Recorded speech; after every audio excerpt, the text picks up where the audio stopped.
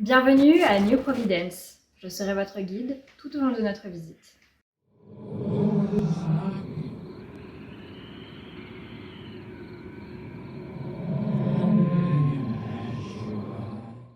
Ah mais non, ils sont pas recommencés quand même à faire des travaux là maintenant. Ah non, mais Zéphyr, pas le moment non plus. Quand même. Bon, la vidéo va être un petit peu chaotique parce que je savais pas trop comment revenir sur YouTube autrement qu'avec une vidéo use, etc. Donc je savais pas trop quoi faire et donc j'en profite pour vous dire bonne année, même si normalement si vous voyez cette vidéo vous êtes en février non plus en janvier, mais comme je tourne encore en janvier, ça compte. Je savais pas trop comment revenir sur YouTube étant donné qu'il y a eu pas mal de changements de mon côté au niveau de tout ce qui est entrepreneuriat, tout ce qui est création de contenu, tout ce que je voulais faire. Bref, j'ai un peu revu mes priorités, ce que je voulais faire ou pas. Globalement, ça va pas trop changer sur YouTube, ça sera à peu près les mêmes choses, juste esthétiquement parlant, ça va un peu changer.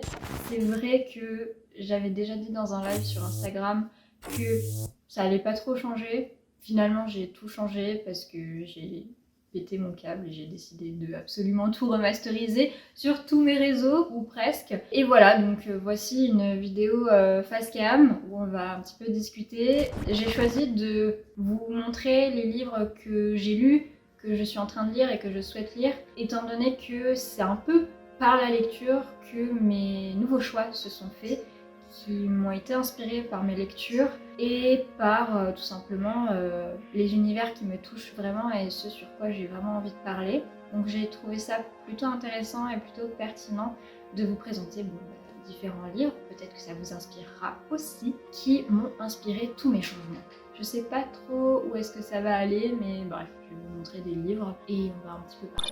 J'ai fait 3 piles devant moi, les livres que j'ai récemment lus, ceux que je suis en train de lire et ceux que j'aimerais bien lire. Il y a des livres évidemment que je n'ai pas sous la main parce qu'ils sont dématérialisés, je sais pas si je vais encore trop vous en parler. Et il y a pas mal d'articles scientifiques aussi que j'ai lus et qui m'ont beaucoup inspiré, mais je vais pas tous vous les citer non plus. Bref, je vais faire ça par catégorie et on va commencer par les livres que j'ai lus récemment et qui m'ont beaucoup inspiré. Alors, en premier, je vais vous parler d'un roman, étant donné que le reste c'est de la BD, donc c'est plus simple de vous parler d'abord d'un roman. En ce moment, je joue pas mal à Cyberpunk 2077, en grande partie parce que j'avais commencé à lire Neuromancien, parce que aussi je suis rentrée dans l'univers Cyberpunk par d'autres biais, comme le jeu vidéo, le cinéma, la musique aussi, et j'avais vraiment envie de voir où était l'origine, et l'origine c'est William Gibson avec Neuromancien, et franchement ça a été une lecture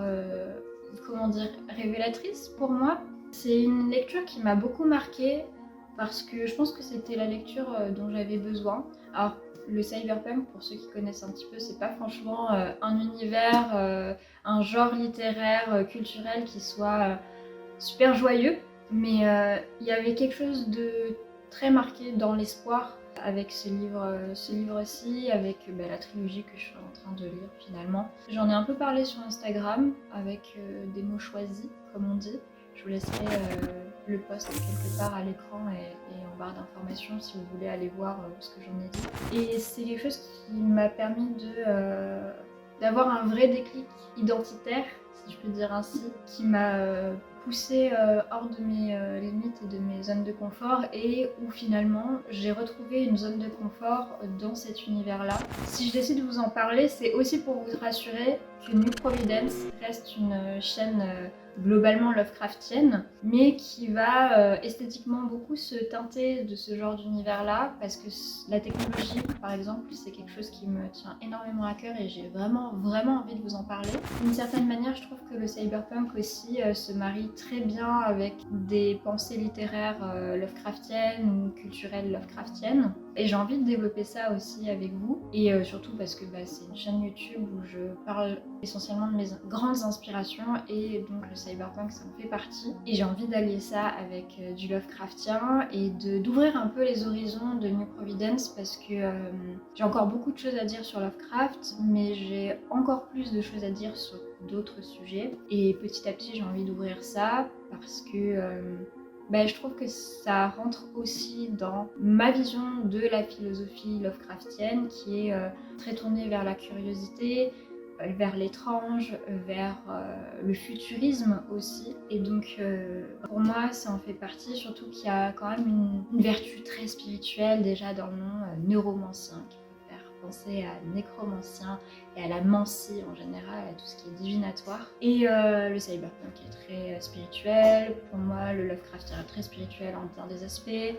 Bref, je trouve que ça se marie bien. Et si vous ne connaissiez pas déjà William Gibson, si vous ne connaissiez pas les bases du cyberpunk, c'est vraiment une lecture, mais que je vous conseille à 1000% et elle est révélatrice. Tu dis quoi? De toute façon, on aura l'occasion d'en reparler ensemble si ça vous intéresse. Ensuite, j'ai envie de vous montrer, oula ça bouge, des BD, 3 BD que j'ai lus récemment. Moins récemment, c'est Siddhartha de Cosmogénèse, donc Alexandre Laclavrie, si je prononce correctement. C'est une BD auto-éditée, si je dis pas de bêtises, par l'auteur lui-même. Et Siddhartha, qui est inspiré par un sage bouddhiste, je crois, si ma mémoire est bonne. C'est un récit fou, un de mes meilleurs récits que j'ai pu lire, je pense, en termes de BD, en termes d'images, en termes de ce que ça raconte. Et je suis trop contente de l'avoir en physique parce qu'à la base, c'était un récit qui se trouvait en carré sur Instagram et l'auteur l'a retravaillé pour pouvoir le présenter sous une forme physique sympathique à lire. Je me permets un petit peu de vous montrer des jolies couleurs à l'intérieur et les jolies illustrations. C'est vraiment un artiste qui m'a beaucoup inspirée, même graphiquement, moi, pour mes dessins, avec sa gestion des couleurs flat, avec ses détails qui sont vraiment tout en nuances ou sur du bleu presque primaire. On a des petites gravures qui sont en bleu clair avec du jaune très pétant, un rouge rose très pétant pour raconter l'histoire du voyage du chat rouge Siddhartha. C'est un récit initiatique, je pense que je peux vous le décrire comme ça. C'est un récit initiatique, haut en couleur, où on suit un chat qui est viril et qui cherche la virilité et qui se fait une autre opinion de lui-même, qui se bat un petit peu contre son ego, le concept d'ego.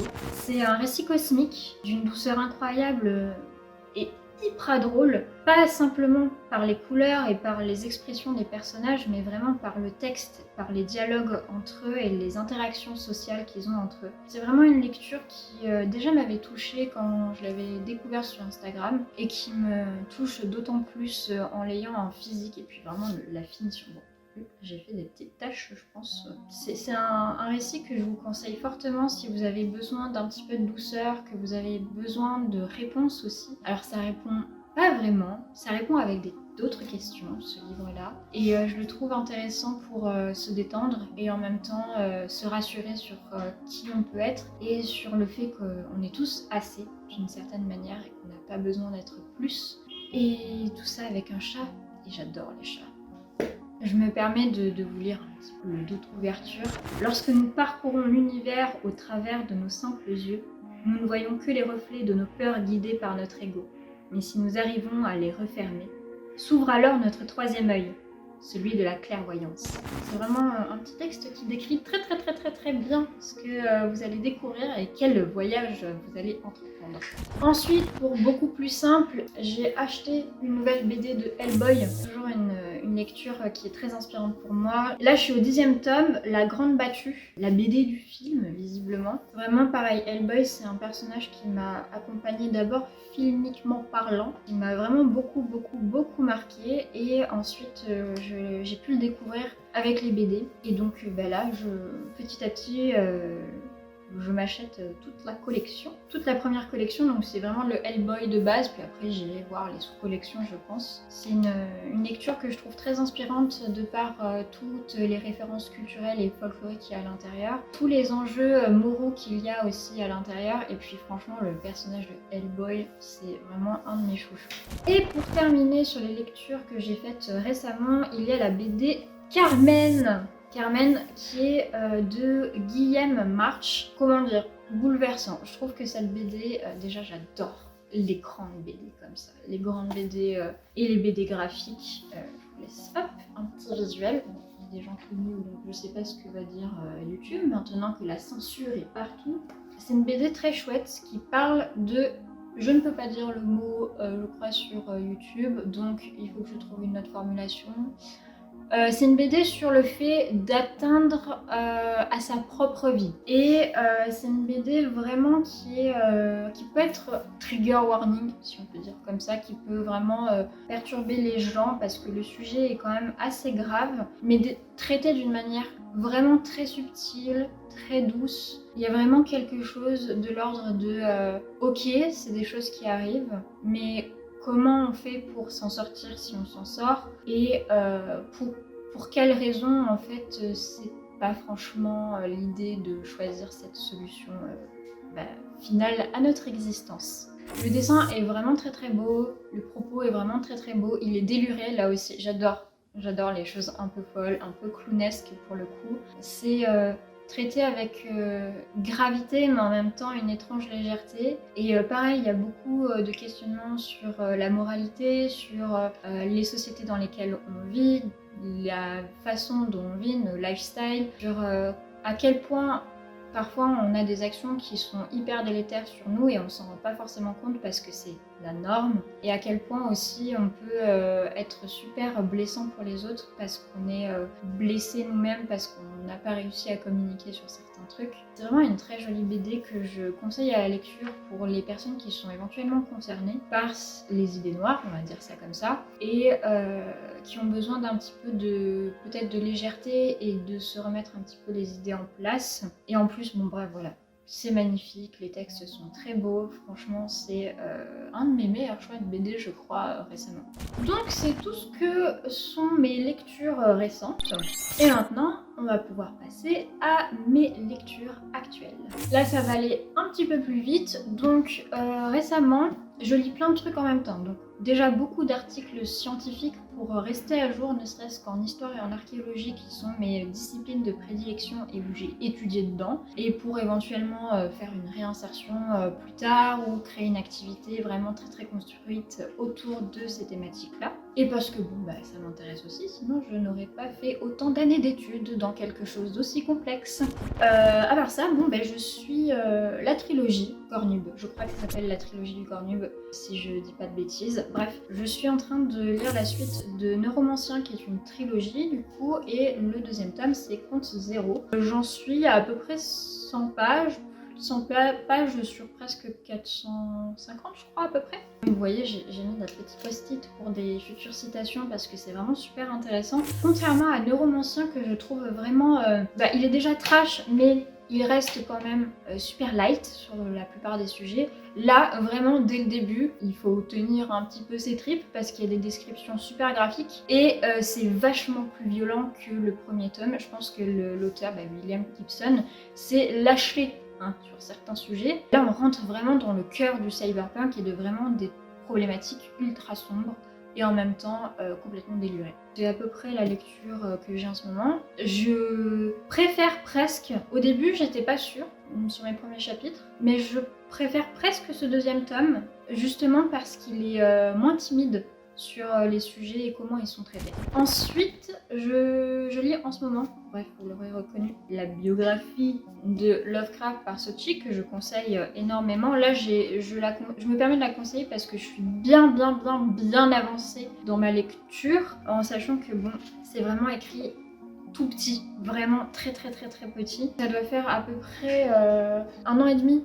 que je suis sur cette lecture. J'ai vraiment du mal à avancer parce que je suis dyslexique, j'ai des problèmes de vue et du coup c'est tout petit, donc c'est assez difficile pour moi de lire et d'avancer. Cela dit, j'avance bien, c'est très intéressant. Je me lis un chapitre de temps en temps pour déjà bien assimiler tous les éléments qui sont dans ce bouquin, dans ce premier tome parce qu'il y en a 2. C'est super dense, sa vie est hyper riche et complexe, mais comme nous en fait finalement. Je préfère prendre le temps de bien lire et de pas mécomprendre certains aspects de sa vie pour pouvoir vous en parler aussi le plus correctement possible et sans que ça soit trop lacunaire. Donc voilà, ça c'est ce que je suis en train de lire en ce moment. Après je lis pas mal d'autres bouquins en ce moment qui sont plus axés spiritualité, développement personnel, etc. Mais je pense que je vous en parlerai parce que ça peut bien entrer dans les sujets Lovecraftiens. Mais pas tout de suite parce que j'ai besoin d'assimiler certains trucs, de tester aussi certains trucs, de remettre en cause aussi certains concepts parce que je suis pas toujours trop d'accord avec ce que je lis. Ça arrive. Et pour pouvoir vous en parler, pour justement lier ça avec New Providence, Lovecraft, Cyberpunk, parce que c'est des thématiques qui peuvent vraiment s'interconnecter de manière très intéressante. Surtout, j'ai envie de vous parler de la ville, du concept de la ville. Pas tout de suite, je pense un petit peu plus tard dans l'année, pour histoire de bien travailler le sujet et de pas bâcler. Voilà, en ce moment c'est mes lectures du moment, plus les articles scientifiques. Dites-moi d'ailleurs si ça vous intéresse que je vous fasse une vidéo sur des articles scientifiques que j'ai lus, qui peuvent, vu que Lovecraft était quand même globalement quelqu'un d'érudit et très intéressé par beaucoup de sujets, je pense que ça rentre dans la thématique New Providence. Et vous, ça vous permettra peut-être d'aller chercher des références auxquelles vous auriez jamais pensé. Et pour cette dernière partie, je vais vous montrer les livres que j'ai très envie de lire durant cette année et prochainement. J'ai pas encore pris le temps de lire alors qu'ils sont dans ma bibliothèque depuis trop longtemps. En premier, je vais vous parler d'un petit livre qui s'appelle Petit traité de versification française. C'est des éditions universitaires, c'est un vieux bouquin. Je l'ai trouvé dans la boîte à livres qui est sur la place où j'habite, donc voilà. Ça m'a vraiment tapé dans l'œil parce que, en gros, pour ceux qui savent, pour ceux qui suivent, je suis en train d'écrire un jeu de cartes oracle qui sera utilisable dans d'autres circonstances. Bref, ça sera expliqué en temps et en heure. Il y a des vlogs qui sont censés sortir à ce sujet-là, bref, tout ça. Donc je suis tombée sur ça et vu que j'écris des poèmes à l'intérieur de ce jeu-là, qui est extrêmement poétique, je me suis dit, bon, une petite lecture comme ça pour faire des corrections, de versification, d'écrire des choses qui soient vraiment riches et intéressantes en très peu de mots, ça peut pas me faire de mal d'avoir un petit peu de méthode, donc je me suis pris ça. Et je pense que je vais le lire très prochainement parce qu'il est pas très épais. Je pense que ça me permettra de me débloquer au niveau de l'écriture de beaucoup de choses. Voilà, ça c'est ce que j'aimerais bien lire prochainement. Ensuite, il y a ce merveilleux livre illustré par Armel Gaume, qui est un récit de Rudyard Kipling, que j'aimerais beaucoup lire, et c'est L'homme qui voulut être roi. Et c'est une version donc illustrée, en mode un petit peu carnet de voyage, et ça fait un moment que je l'ai, parce que je l'avais acheté lors de la première édition du campus Miskatonic où je me suis rendue. D'ailleurs, je suis tellement timide que j'osais tellement pas lui demander qu'il me les dédicace. Alors, d'ailleurs, je vais me cacher mon nom. Et voilà, avec un joli petit dessin. Je pense que je ferai un petit close-up. Je voulais vraiment, j'aimais déjà beaucoup ce qu'il faisait avec les carnets Lovecraftiens, c'est comme ça que je l'ai connu. Et il y avait aussi celui-ci qui était en vente, L'homme qui voulut être roi, et je connaissais vaguement déjà l'histoire. J'aimais aussi beaucoup les dessins et la façon de dessiner d'Armel Gaume. Donc voilà, vous avez des petites planches. Je voulais déjà lire donc, ce récit, mais aussi me procurer des petites planches références de ses dessins à lui pour pouvoir avoir de la référence pour dessiner moi quand je fais du crayon de papier, ce qui actuellement m'arrive très peu parce que j'aime beaucoup faire de la couleur maintenant et j'ai un peu délaissé le noir et blanc et le gris. Ça doit faire j'ai fait une illustration au gris pendant le confinement. Ça faisait tellement longtemps que j'avais pas fait ça. Bref, j'en ai plus trop refait depuis, donc ça me permettait d'avoir un peu de référence. Ça, j'aimerais bien prendre le temps de le lire parce que ça fait un moment que je l'ai, ne serait-ce que pour honorer déjà la dédicace et un petit peu me replonger dans de l'illustration noire et grise. Ensuite, il y a 2 bouquins Taschen, si je dis pas de bêtises, que j'aimerais beaucoup lire. Alors, non, je dis en plus une grosse bêtise, il n'y en a qu'un seul de ta chaîne, qui sont au sujet de l'alchimie, parce que c'est un sujet qui m'intéresse, que je trouve hyper nourrissant, personnellement, qu'on y croit, on n'y croit pas, bon, c'est pas la question, mais c'est plutôt le processus intellectuel qui m'intéresse. Il y a 2 livres donc que j'ai envie de lire, ne serait-ce que pour regarder des jolies images avec du joli papier. Ta chaîne, de toute façon, c'est des impressions d'art et c'est toujours très qualitatif. Donc le premier c'est Alchimie et mystique d'Alexandre Roub. Voilà, je l'ai eu comment on appelle ça, en seconde main. C'est des livres en général ta chaîne où c'est vraiment pas donné, et puis c'est normal parce que l'impression est juste monumentale. Donc voilà, je voulais le lire celui-ci, ne serait-ce que pour avoir un petit peu d'historique, un petit peu des images, parce qu'en fait l'alchimie passe énormément par la symbolique et par les images, ne serait-ce que moi, dans mes pratiques spirituelles, dans ma pratique du tarot, de l'astrologie, etc., ça peut être super enrichissant de me familiariser avec des symboles auxquels je ne pense pas forcément, parce que tout ça est lié. Et je voulais en apprendre un petit peu plus sur l'histoire, bien que j'en connaisse quand même une grosse flopée, parce que j'ai pas mal de livres à ce sujet-là. Mais voilà, juste pour approfondir avec un autre livre. Et là encore, toujours dans l'idée d'avoir de belles images, de toujours un peu approfondir sur certains symboles, je voulais m'atteler à ce gros bouquin-là, qui est Alchimie, l'art royal, par Jorg Vollnagel, si je prononce correctement. Et c'est Imprimerie Nationale Edition, voilà. Ouais. Très beau livre aussi, je l'ai feuilleté, mais je ne l'ai pas encore lu. Et bon, comme vous voyez, il y a des... Vu qu'il est immense, il y a des immenses illustrations, et ça c'est super cool pour faire de l'analyse picturale. Donc comme je disais, moi je suis de formation archéologique, mais j'ai fait aussi de l'histoire de l'art, c'est nécessaire d'ailleurs quand on veut faire un métier d'archéologue ou tout truc culturel autour de ça. Du coup j'avais besoin d'un peu de me replonger dans les images, encore une fois, étant donné que c'est un truc que je monétise un petit peu sur Patreon, où je fais des analyses d'œuvres et d'artistes et de mythes et de lieux archéologiques, tout simplement de la culture générale, pour les gens que ça intéresse, sur des thématiques données.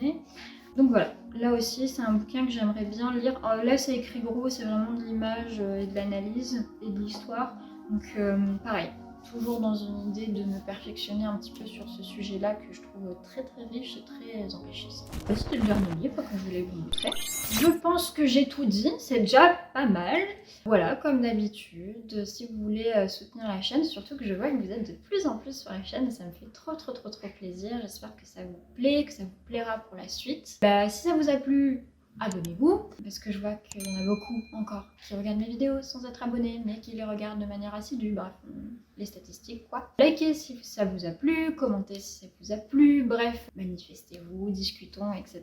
Peut-être qu'il y a des livres qui vous intéressent, que vous avez envie d'avoir plus de détails sur certains. Et je crois que c'est tout pour nous. J'espère que la nouveauté vous plaira, que 2023 ça sera une bonne année pour une fois. Genre une vraie bonne année, presque. Et on se dit